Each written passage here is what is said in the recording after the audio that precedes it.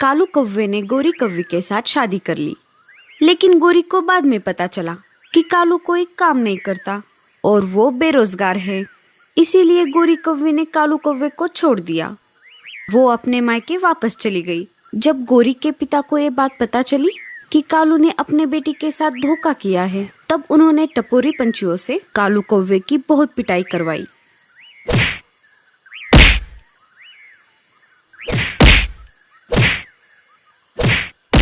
मार खाने की वजह से बेचारा कालू अब चल फिर नहीं सकता। लाडो चिड़िया और टूनी चिड़िया को अपने किए पर बहुत पछतावा हो रहा था। मीनू मौसी पहले से ही इस शादी के खिलाफ थी, लेकिन जैसे ही उन्हें ये पता चला कि दूसरे जंगल के टपोरे पंछी कालू कौवे को मार रहे हैं, तभी मीनू मौसी ने उन सारे पंछियों का अकेले ही सामना किया। मीनू मौसी ने उन सब को जंगल से खदेड़ दिया। मौसी की वजह से कालू कौवे की जान बच गई। आपका बहुत बहुत शुक्रिया मौसी। अगर आप आज यहाँ नहीं होती तो ये पंछी मुझे मार मार कर मेरी जान ही ले लेते। अरे ऐसे कैसे जान ले लेते? उन्हें पता नहीं अभी मीनू मौसी जिंदा है। मेरे रहते इस जंगल के किसी भी पंछी को बाहर के जंगल के पंछी हाथ भी नहीं लगा सकते। मौसी ने कालू का बहुत अच्छे से ख्याल रखा। अब कालू कौवा धीरे धीरे ठीक होने लगा। कुछ दिन ऐसे ही गुजर गए और इधर गोरी के पेट में दर्द होने लगा। गोरी ने ये बात माँ को बताई। माँ, मेरे पेट में बहुत दर्द हो रहा है। रुको, मैं डॉक्टर को बुला कर लाती हूँ। डॉक्टर ने गोरी की जांच की। अरे गोरी की माँ, ये तो बहुत खुशी की बात है।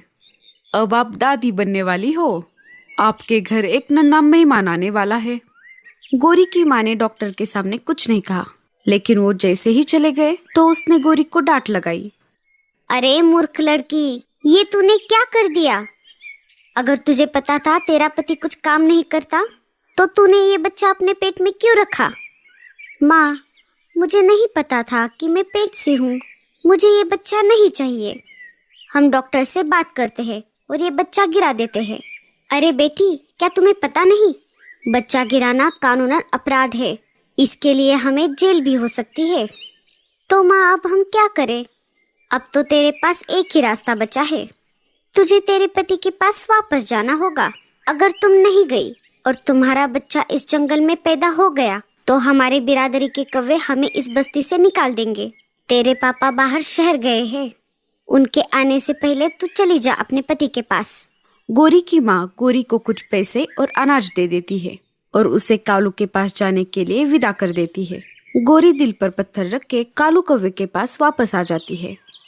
कालू अपने घोंसले में आराम कर रहा था। जैसे ही उसने गोरी को देखा, वो बहुत खुश हो गया। अरे गोरी, तुम आ गई। मुझे पता था तुम जरूर वापस आओगी। मुझे तो मेरी आंखों पर विश्वास ही नहीं हो रहा। कालू पलंग से उठने की कोशिश करता है, लेकिन वो उठते ही नीचे गिर जाता है। अजी, ये क्या हुआ आपको? आपकी ये हालत कैसे हो गई?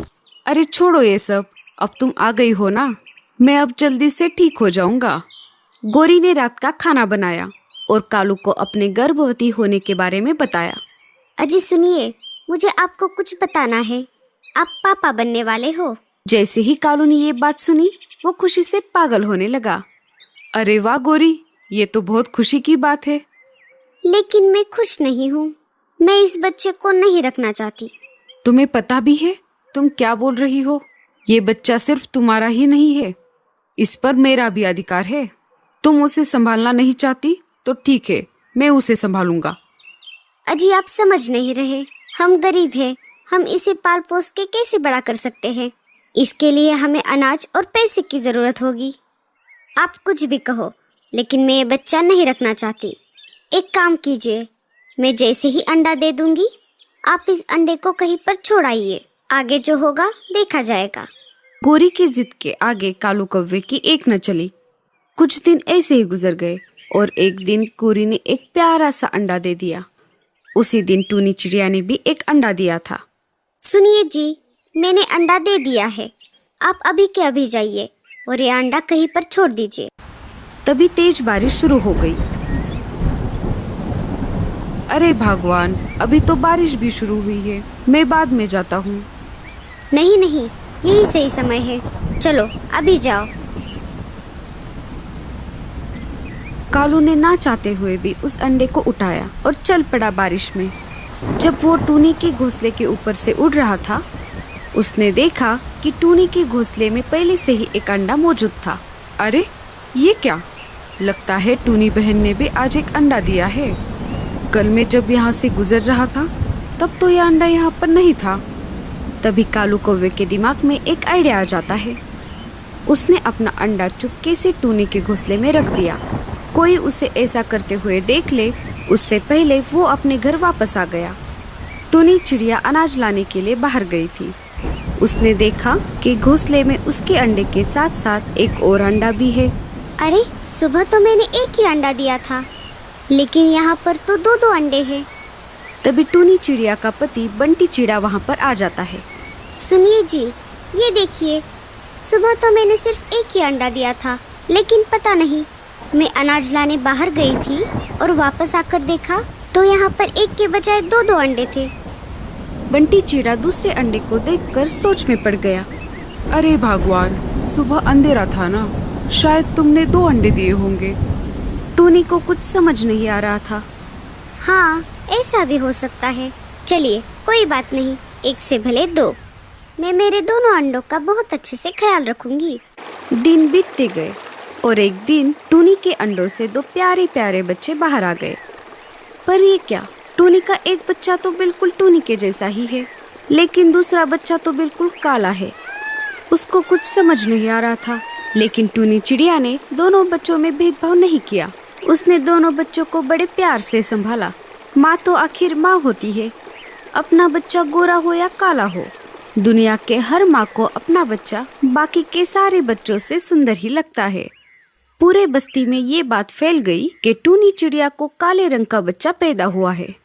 एक एक करके जंगल के सारे पंछी टूनी के उस बच्चे को देखने आने लगे और बेचारे टूनी चिड़िया को ताने मारने लगे। अरे ओ टूनी, गर्भावस्था में तुमने क्या खाया था जो तेरा एक बच्चा गोरा और एक काला पैदा हो गया? मैंने तो सुना था कि माँ का प्यार तो अंधा होता है, लेकिन इतना अंधा होता है ये तो पहली बार देख रही हूँ। अगर मुझे ऐसा काला बच्चा पैदा होता तो मैं उसे अंडे से बाहर आते ही मार देती। मीनू मौसी पास वाले पेड़ से ये सब देख और सुन रही थी। मीनू मौसी को टूनी चिड़िया पर दया आ गई और वो टूनी चिड़िया के घोंसले के पास आ गई। मीनू मौसी ने सारे पंछियों को डांट लगाई। क्या तुम सब पागल हो गए हो? बेचारी टूनी चिड़िया का एक बच्चा काला हुआ तो क्या हुआ? क्या उसे जीने का कोई अधिकार नहीं है? आप सब नहीं जानती कि एक माँ होना कितना सुखद अनुभव होता है। और तुम रानो चिड़िया, तुम्हें तो कोई बच्चा भी नहीं है, फिर भी तुम टूनी को बोल रही हो। तुम सब अभी के अभी यहाँ से चली जाओ, वरना मुझसे बुरा कोई नहीं होगा। अगर आगे से किसी ने भी टूनी चिड़िया को कुछ कहा तो याद रखना, उसे मैं छोड़ूंगी नहीं। धीरे धीरे दिन गुजरते गए। जब टूनी के दोनों बच्चे छोटे थे तब उसे दोनों में कोई फर्क नहीं दिखाई दिया, लेकिन जैसे जैसे दोनों बच्चे बड़े होने लगे उसे समझ आ गया कि उसका दूसरा बच्चा कौवे का है।